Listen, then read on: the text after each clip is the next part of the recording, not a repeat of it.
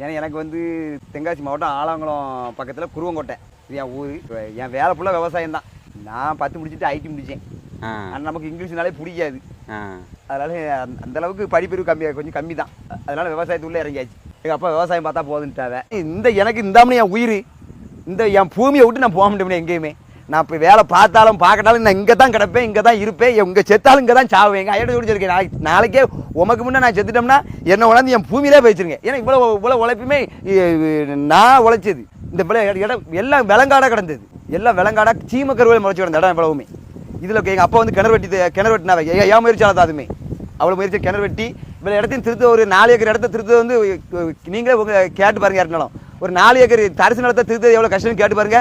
நான் ஒரே மனுஷனாக இருந்து இந்த 4 ஏக்கர் இடத்தையும் திருத்தி இன்னைக்கு நெல் விளையத தங்க விளையத பூமியாக மாற்றி வச்சுருக்கேன். எவனாலே முடியாது. பழைய காலம் எல்லாரும் பயிர் வைப்பாங்க, எல்லாரும் விவசாயம் பார்ப்பாங்க. தாத்தா பூட்டை